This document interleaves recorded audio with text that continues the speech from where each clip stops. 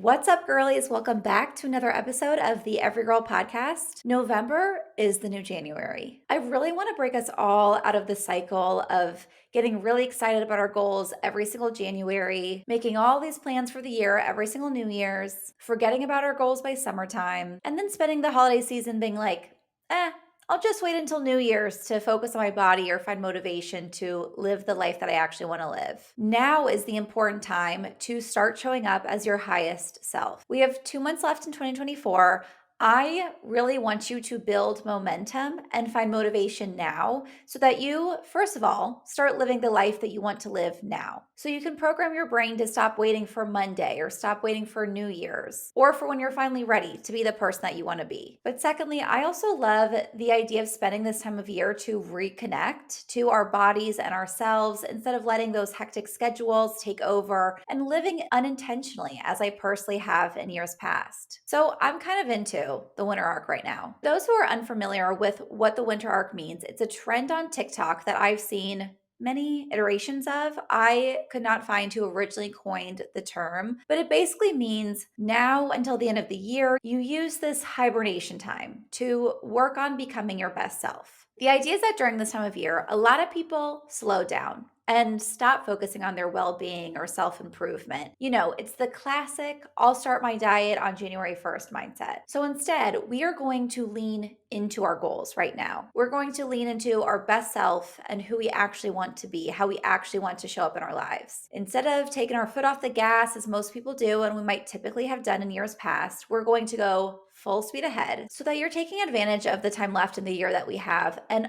also so you can accomplish those goals that you actually set at the beginning of 2024. I feel like it's been a lifetime since that happened, but if you can go back to what you envisioned this year to be, I want you to be able to feel proud of your year and most importantly of yourself. And by the time January 1st rolls around, you will already feel really good in your body rather than you need this huge overhaul because your mind and body feel like shit after months worth of neglecting them, like typically happens in past holiday seasons. But to me, the most important thing, whether you call it a winter arc, a glow up, the most important thing is that your motivation or intention does not come from wanting to change because you do not feel good enough as you are right now. I think this glow up obsession goes from productive to toxic really freaking quick because when we're encouraging women to glow up in a certain time frame or become unrecognizable by the end of the year, by the way, I urge TikTok creators and women everywhere to stop using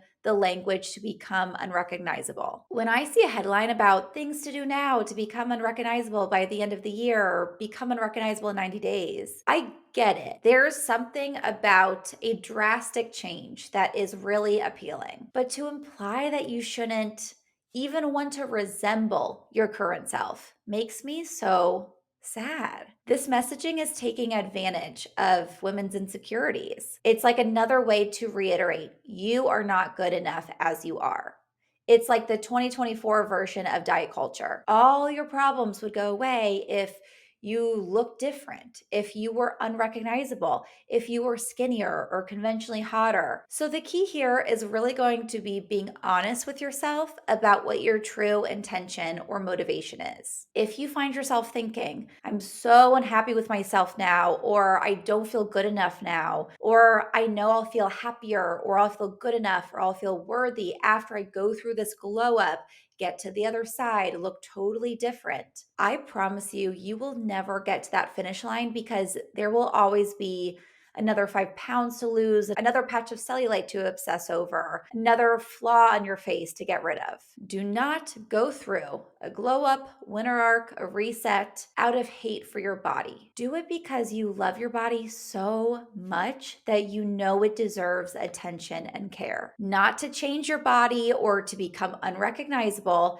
but because you want to connect to your body and to your authentic self, not the version of yourself that TikTok tells you you should be. I like the idea of a winter arc or glow up, firstly, because I think looking at habits as temporary can sometimes feel more accessible. When you make little changes, you start seeing yourself differently, and that kind of builds self-efficacy, which then builds confidence, and then you can start acting differently because your habits are different. Wellness works like a snowball. You just need a little bit to start, and then it always snowballs into more. But you cannot completely change your health overnight. So if looking at it like having an intention or focus for the next couple of months, that feels much more approachable and motivating than making long lasting lifestyle changes, I'm all for it as a way to snowball into more sustainable lifestyle changes. But mainly, I like the idea of a winter arc as an intentional time to love my body, not try to hate it into change. It's an intention to provide optimal nourishment when I know I need it the most. Especially this time of year, it is so easy to accidentally ignore your body. From Halloween to New Year's, our schedules are busier than usual. I'm drinking a lot more than usual. I'm eating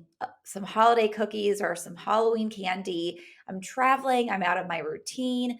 I want to use this concept of a winter arc to prioritize my body at a time that it really needs extra attention. I do not view a winter arc as a time to restrict myself from the joy and indulgences and pleasure that comes this time of year, but rather an intention to support my body so that I can amplify the joy and indulgences and pleasure. How much more would you enjoy a glass of wine at your holiday party or the cookies you bake with your mom? If your digestion feels amazing, if your hormones are in check, if your energy levels feel good, you would also feel more present, happier, all around better when you've tended to your body and mind. Wellness is not just about avoiding the things that cause inflammation or disrupt gut health. It's also, and I believe primarily, about doing things that give us the energy and vivaciousness to live the lives that we want so we can show up fully to our lives. So I'm going to share 8 tips with you that will give you the biggest bang for your buck.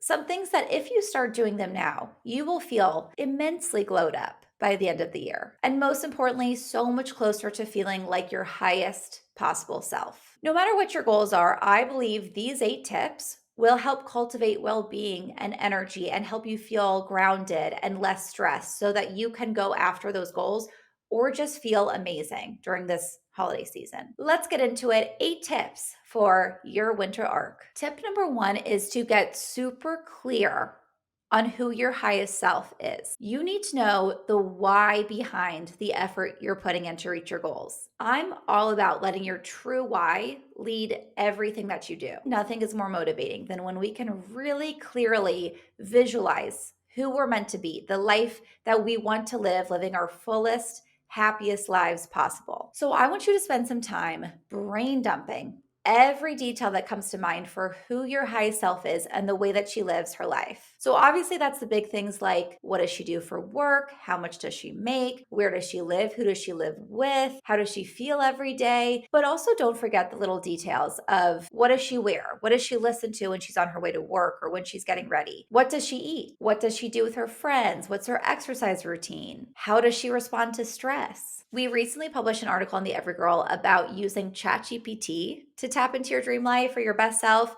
and I'm now obsessed with this tip. So I basically wrote out a few details of my highest self. The Everygirl is a top podcast in the world. I am a best-selling author and speaker. I live in a Spanish-style home with a lemon tree and a garden in the yard. I eat tons of fresh vegetables and fruit that I get from my garden. I have organic cheese and wine with Joey in the evenings. I put a bunch of details in there, even details that might have seemed random, but they're what come to mind for me when I envision my high self. And then I asked ChatGPT to walk me through a day in my life as my highest self. This was amazing to help me really visualize what living that life feels like. It really allowed me to tap into that space where I am the person who has reached my full potential. So that can be a really helpful tool as well. The point is just to get really clear on what you're working towards because you want to be making steps towards the life that you actually want rather than a life that you may think you're supposed to have. When I set any even small goal for myself, I make sure that these goals are genuinely getting me closer to this vision of my life. And also helps me check in if there's any goals that I don't have now, but I need to add because they're important for my highest self. Maybe, for example, you're going on a run every single day, but when you do this brain dump, you find that your future self does yoga and Pilates a few days a week and doesn't put so much strain on their body. I've gone through years of thinking I should limit alcohol and dairy, and maybe this will change. But when I do this exercise now and I brain dump all about my future self, I picture my highest self eating like I'm in Europe. I have wine and cheese and whole, unprocessed, but delicious pasta, and I'm enjoying food. I'm not restricting. So I now eat that way as long as it serves my body. Whatever it is, you just want to be clear on the vision that is authentic to you. That is truly the happiest version of your life possible. So you know where you need to be putting your energy in order to achieve that. Tip number 2 is to take these broader goals or visions of your highest self and create daily and weekly habits that you can start implementing right now. In my opinion, a lot of the winter art content that we see on social media is really unintentional and not at all personalized. For example, TikTok may tell you that you need to weight train every day or increase your protein for the winter arc. But if the life that you really envision for yourself is centered around being like a badass millionaire who's really successful in your career, your winter arc should probably include implementing monthly financial check ins, making a plan to start your business, consuming daily content that helps you learn about business or finance, creating a weekly goal for investing, and then also creating a nutrition and fitness plan that best increases your energy and creativity and feels good for you so that you can become the person that you envision yourself being. So once you know what you're working towards, create daily and weekly habits to work towards them. It can be helpful to ask yourself what you actually need to do to get to where you want to be. So for example, if your goal is to heal your hormones, what do you need to do on a daily, weekly, or monthly basis to get closer? Maybe you schedule monthly check ins with your doctor, do gentle yoga every week to lower your cortisol levels. Maybe for your daily habits, you take certain supplements or read a book about hormonal health. For a weekly goal, no matter what you're working towards, you guys know I love a best self Saturday or a best self Sunday, whatever works for you. It's when I spend the entire day as my best self would. Sometimes it's going to the farmer's market, getting a facial, doing my sauna blanket at home. Or other times it's cleaning up my home and getting some work done, but I go to a fancy coffee shop to work and then I light candles and turn on a Nancy Meyers playlist when I'm cleaning. It's living the day as my best self would. I think this is really helpful to reconnect to that highest version of yourself on a weekly basis. Tip number 3 for entering your winter arc is to make decisions based on long-term joy instead of short-term reward. We often confuse a short-term dopamine hit with pleasure or a mood boost. We'll snack on cookies or open up TikTok or watch TV when we need some comfort or when we're feeling stressed out. I like to think of it like if you find yourself scrolling on your phone or eating for comfort, that just means that you haven't done enough to allow your brain to release happy hormones throughout the day. Just like if you're low on energy or your blood sugar is low, your body will crave the fastest, quickest source of glucose in the form of starchy carbohydrates or sugar because it's a quick, fast source, not because it's the best long-term form of energy. It's the same thing with dopamine. When your body's lacking those happy hormones, it's going to want the quickest, fastest form of dopamine, which is a really delicious food or scrolling on your phone. But just like those starchy carbohydrates, it's not the best option long-term and can even mess with your happiness, just like starchy carbohydrates can mess with your blood sugar over time. There is a major difference between this will feel really good right now and this will make me happier. So I want you to get into the habit. Every time you eat something, say yes to plans, pick a workout, anything that you do, I want you to think, will this make me 1% happier or 1% less happier tomorrow? Because we already feel lower mood and energy in the winter. We do not want anything else working against us. And sometimes these quick dopamine hits drain our energy, lower our mood, so we don't feel good, and we struggle more with working towards what we want to accomplish. In the moment, doom scrolling on TikTok may feel really good. Your brain's getting a little dopamine hit. But then before you know it, you just spent 25 minutes consuming content that added to your election anxiety or that didn't make you feel really good. But I want to be clear, I don't want to villainify any activity because it's about what you get out of the time spent in that activity, not about the activity itself. So for example, there are many times when watching another episode of Real Housewives may feel short-term better than turning off the TV and going for a walk, but you would be so much happier if you did turn off the TV and take a walk around the block, get outside, listen to some music. Or there are many times where watching TV on your couch may feel really rejuvenating, and it actually would boost your mood and make your body feel better. If you were to force yourself outside and go for a walk, you would feel sluggish and bummed out and bad about yourself. I do not believe in demonizing any food or any activity. There are times that eating a slice of cake or a plate of pasta is the option that does make us happier long term. It is not about good versus bad. It's about getting used to making decisions based on long term happiness more than short term pleasure. So, really checking in with, yes, this may feel really good in this moment, but will this make me happier by tomorrow? Will this give me the long term reward? Or is this the short term dopamine hit that's actually draining my energy and my mood long term? Tip number 3 is getting in as many nutrients as possible before noon, getting super strategic about what you're consuming in the mornings. It's really easy to feel out of control with nutrition when we have a packed schedule, when we haven't had time to meal prep, when we're drinking more or we're eating differently than we normally do. When we want to prioritize our health, we often think that it's got to be all or nothing. Either we have to be absolutely perfect or we ditch any semblance of nutrition completely. To avoid getting into the all or nothing mindset that makes healthy habits unsustainable or stressful, while also fitting in nutrients, even if I'm busy or I'm traveling or I'm out of my routine, I focus on my food intake from when I wake up until about noon. Of course, I try to pack in nutrients throughout the entire day. I try to get in my protein, fruits, vegetables.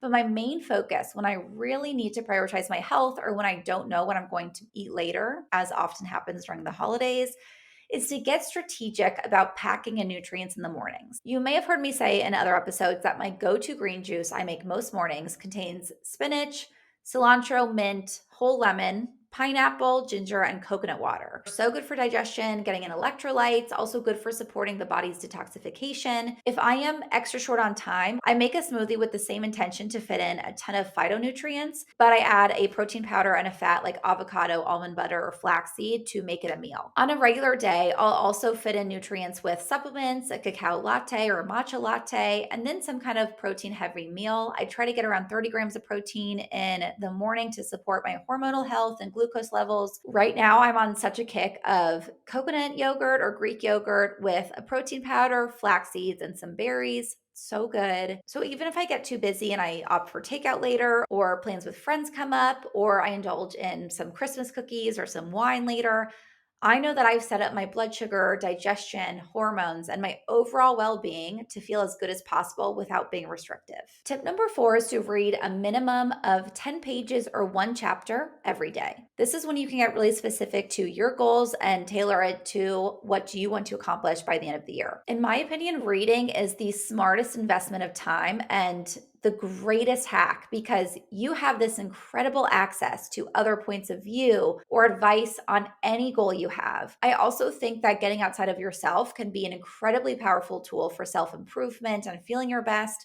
So even a really good fiction book that doesn't seem self-helpy on the outside can still serve as a way to get outside yourself or improve energy, joy, creativity, critical thinking. I like making a goal for myself with reading because reading is something that I need to intentionally make time for or else it just will not happen. So I like giving myself 10 pages or a chapter a day, but do whatever works for you. I like to read before bed with my feet up the wall, which is a really great pose for lymphatic drainage to calm the nervous system. But sometimes if I wake up early, I'll read in the mornings and it is the best way to start my day. I'm also going to start experimenting with reading more in the mornings because my body just does not want to get out of bed. It would make me so much happier to read a few pages and then get out of bed than to scroll on my phone. Moral of the story is fit it in whenever during the day works for you. As for what to read, for general self-help books that will greatly improve your energy and motivation and inspiration, I love Dr. Joe Dispenza, either Becoming Supernatural or Breaking the Habit of Being Yourself. I love The Wisdom of Sundays, which contains conversations between my queen, Oprah, and some of the most amazing thought leaders and spiritual teachers. Glennon Doyle, her books have personally transformed my life. If you want more storytelling, but it's still really inspirational, it will still really make you think and hopefully change your life, change a lot of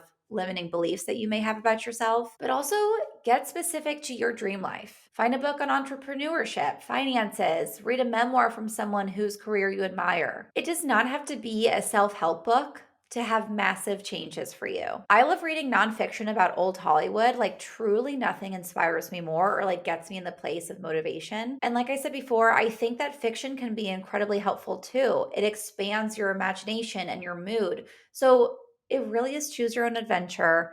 The important part is just to read every single day. You will notice such a difference in the way you view the world and the way that you live your life. Tip number 5 is a classic. You've heard this before, but I'm going to explain why this is so important for your winter arc. Walk 10,000 steps a day. I know I've already talked about how important walking is, and this isn't the craziest new tip of all time, but I'm including it here because it is the most important strategy to level up your life. You might be used to seeing winter arcs that include HIIT workouts or strength training or Pilates, which is all good and fine. I love all those things, but a much more effective tip is to walk more. If you could bottle up the benefits of walking into a supplement and sell it, it would be the most powerful best-selling supplement in the world. Walking does not spike your cortisol like intenser workouts do. In fact, it can help lower cortisol levels. It helps your body detoxify through lymphatic drainage. You're getting cardiovascular benefits, muscular benefits. It is the most important form of exercise I've seen for fat loss. Walking after eating helps stabilize glucose levels. It also helps with digestion. When you're walking outside, you're getting exposed to vitamin D. You're balancing your circadian rhythm. All of these things become extra important in wintertime when we are more sluggish, when we're drinking or eating differently, when we're not getting as much exposure to sunlight or fresh air. Strength training and cardiovascular fitness are crucial for long-term health. I absolutely encourage you to stick with your fitness goals. But if you want to level up your life by the end of the year, trust me, walking more often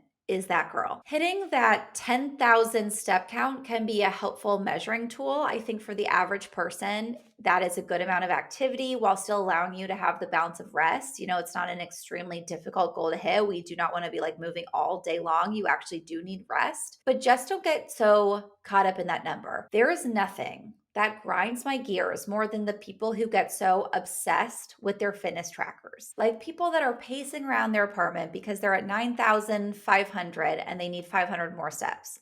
Like, babe, those 500 steps don't really matter that much. You're also not reaping all of the amazing benefits that walking has to offer when you're just pacing around your apartment for 10 minutes. The number does not really matter that much. Your body genuinely does not know the difference of like, all of a sudden you hit 10,000 steps and you get all these magical benefits. Walking is good for you, period. If you're starting at 1,000 steps a day on average, try next week getting to 2,000 steps a day and then increasing bit by bit every single week. If you don't have or don't want to use a tracker, truly more power to you. Try to set the goal of going on 3 different walks throughout the day. Move your body more often or walk after meals. Like there are so many other markers that can help you walk more often than using a fitness tracker and trying to hit a certain step count. An under the desk treadmill can be an amazing tool, but I would love for you guys to first and foremost get your steps outside, even if you have to bundle up and get warm. The exposure to fresh air and sunlight is providing a huge amount of value as well. But the treadmill is a great option for days where you're so busy you can't get away from your desk, so you want to walk while you're on meetings, or on the very coldest days where it is physically painful to leave your house and go outside. Treadmill can be great, but look at it like a supplement, not the go-to. Tip number 6 is to get 1 to 2 more hours of sleep every single night. This is what people get wrong about wellness. I see a lot of people sacrificing their sleep in the name of health. So much of the winter arc videos that I see on TikTok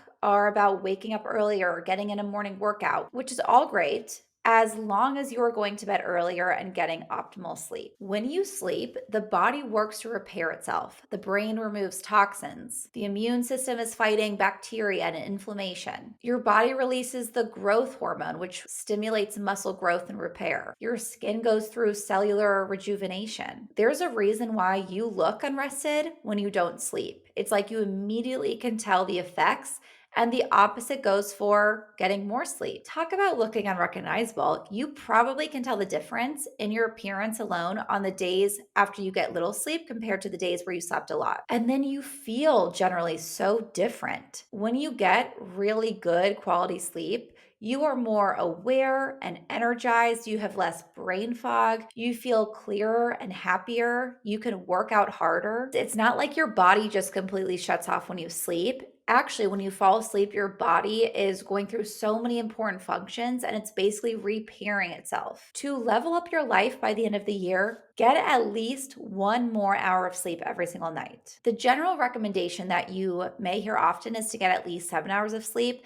And that's just to sustain basic functions. But women often need a lot more than that. The sleep wake cycle is ruled by hormones, so you likely need more sleep at specific times of your cycle, especially during your menstrual phase. And again, that's just to sustain basic functioning. Getting, let's say, 9 hours of sleep means more cellular rejuvenation. That's a mouthful to say, more repairing, and more detoxification. So, if we really want to get 1 to 2 more hours of quality sleep a night, that means that we have a nightly checklist to make sure our sleep is as high quality as possible. I set my phone on a red light mode after sunset so that I make sure that I'm limiting blue light exposure, which again, blue light suppresses melatonin production in the body, which then makes us not be able to sleep. I take magnesium, which helps the body relax. And I also really love Array's sleep supplement or Love Wellness's sleep and beauty supplement. Both contain herbs and other natural ingredients that help to improve sleep quality. I take a shower most nights, even if it's a really quick body shower, because going from the hot to cold, like getting in a hot shower and then like getting out in that like little cold feeling, helps to prepare your body for sleep. I find that I have my best sleep after I have a shower. All my lights in my apartment are super dimmed or turned off. I will yell at my boyfriend when he turns on overhead lighting because we are not disrupting melatonin production with anything. And then I love legs up the wall before bed. It helps to calm the nervous system. To sleep, I wear a big eye mask that blocks out any light, and then I mouth tape to ensure that I'm nose breathing, which is also imperative to getting the best quality sleep possible. I look like I'm about to be kidnapped every time I go to bed. Hot girls have sleep routines, okay? We're all obsessed with morning routines. I'd like to say right here, right now, your sleep routine is so much more important for you than your morning routine. Tip number 7 is to romanticize getting sunlight every single morning. Sunlight is crucial for the circadian rhythm. When your body gets exposure to sunlight and also blue light, it knows to suppress melatonin production. That's why we're trying to limit so much blue light at night and so much overhead light, which also contains some blue light rays. But we want that exposure in the mornings because we want to suppress melatonin production, which then increases our energy. Because it also works like an internal clock. Your circadian rhythm knows when you are exposed to sunlight, it needs to begin producing melatonin in about 12 hours. It needs to start the melatonin production. So getting sunlight in the morning is crucial for energy during the day.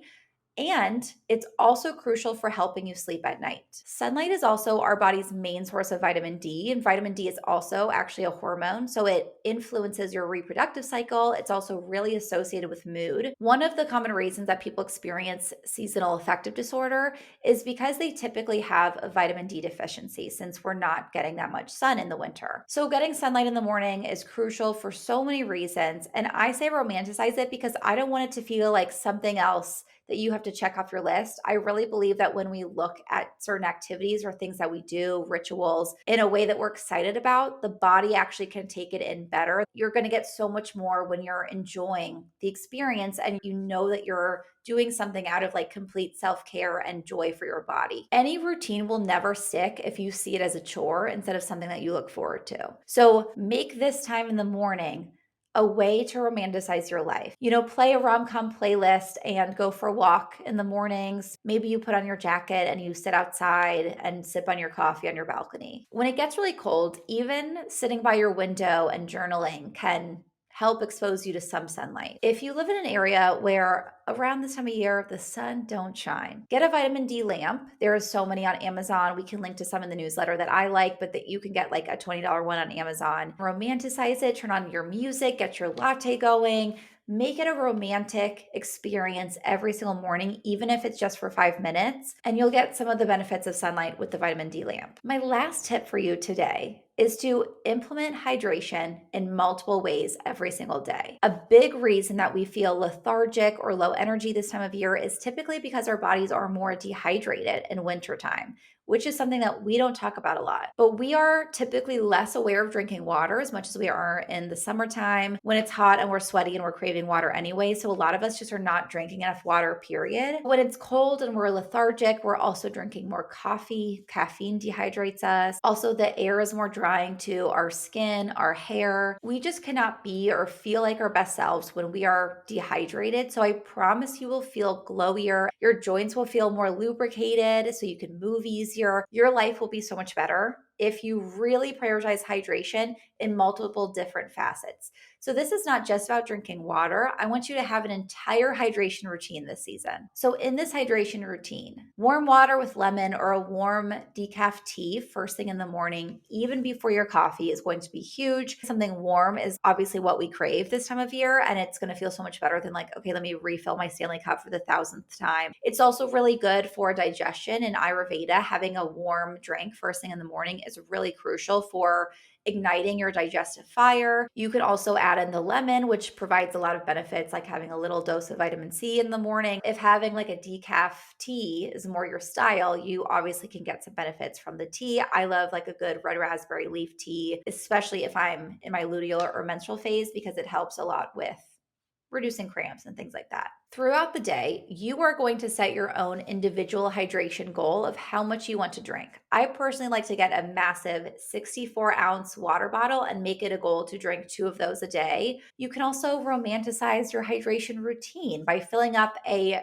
beautiful, chic carafe with some lemon and mint, and then refilling your water glass throughout the day. And let's say you have 2 carafes full of water throughout the day. It's a nice little romanticized, chic way to get in your water goals that's not having your ginormous, obnoxious water bottle. Another little tip is I like to have tea in the morning, and then throughout the day, I'll just keep reheating water and refilling the same mug with the same tea bag. So I'm basically just drinking warm water throughout the day. It has a little bit of flavor from the leftover flavor from the tea bag, I guess, but my body just likes to drink warm water better when it's cold. And then hydration for your skin. Obviously, when we feel really good about ourselves, we feel more motivated in our lives. So I do think it's important for your skin health, which your skin's an organ. It's just as important to tend to this health of your skin as much as the health of every single other organ in your body. I do think that there's something to be said about like when we feel like we look good, we do feel more like our best selves. This is going to sound like a weird tip, and obviously ask your dermatologist before trying anything, but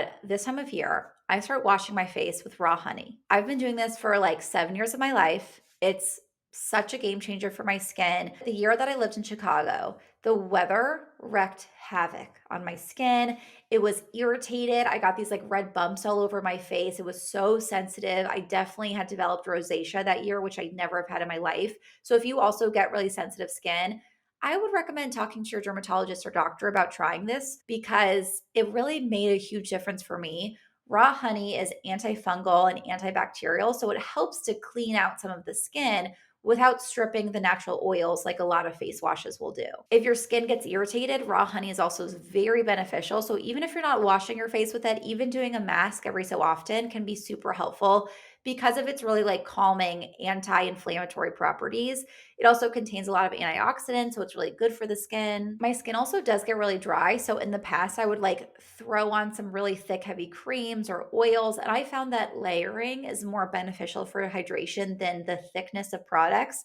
Because even when I would be using like a really thick moisturizer or putting on an oil, if I was not layering, my face would get really dry and wouldn't even take in any of the moisture from those products. I like to start with a hyaluronic acid serum when my skin is really dry, and then just a normal moisturizer. And then I will top that with either a heavier moisturizer if it's at night, or dab with a light oil. And what that does is it keeps the moisture from the other products that you applied first locked in. I would so much rather layer with a lighter serum or moisturizer than just put on a really heavy moisturizer or oil, because I feel like my skin doesn't really take it in and it still feels really dry. So the layering is a huge game changer in helping your skin retain moisture. Lastly, a humidifier, which puts water into the air, into your environment so that the air is not as dry. I use the bedside humidifier from Canopy. I have one in our bedroom that I put on when we're sleeping. And then the travel one I keep on my desk, also from Canopy, and I let that go while I'm working. I'm so much less dry in my skin and my hair, my vocal cords. It's actually so funny because I have not turned on my humidifier the past couple nights, and you can tell the difference in my voice. I don't know if you can. Maybe you can. You might be like, Josie, your voice sounds like absolute shit, because that's the way I feel right now. But it might be just a me thing. I definitely notice the difference when I'm consistently using my humidifier, especially this time of year where even in LA, it gets a lot drier. I also feel it in my body. This feels weird, but like my joints feel more lubricated, which I feel like I've used the word lubricated in this episode more than I care to. Weird word choice. I digress. So, those are some of my tips that I believe will make the biggest difference in your energy and your well being this winter. These tips will help your body feel its very best so you, most importantly, get to fully enjoy the season and show up as your highest self, but also so you can enter your winter arc and accomplish the goals that you want, have the energy and vivaciousness to get to where you want to be. If you guys like the episode, please leave us a 5-star review on Apple Podcasts. My favorite thing in the world is getting to hear from you guys and connect with you guys over Instagram, but leaving a 5-star review is actually how you support our show. That's why any podcast you'll listen to, they will be so freaking annoying about leaving a review, and they'll say it over and over and over again to the one that you're like, I get it. I understand. I don't leave reviews. Until I became a podcaster and I was like, oh, it actually does help so much. A lot of work goes into bringing you this free content that is hopefully improving your life and helping you feel better. All I ask in return is to leave a review to support our show. It helps to keep us growing so we can keep bringing you this content. I hope you enjoy this episode. Happy winter arc. Remember to do it out of love for your body, not out of hate or wanting to change it. Don't worry about becoming unrecognizable. I hope you actually become more recognizable and look more like you. I will talk to you next Tuesday.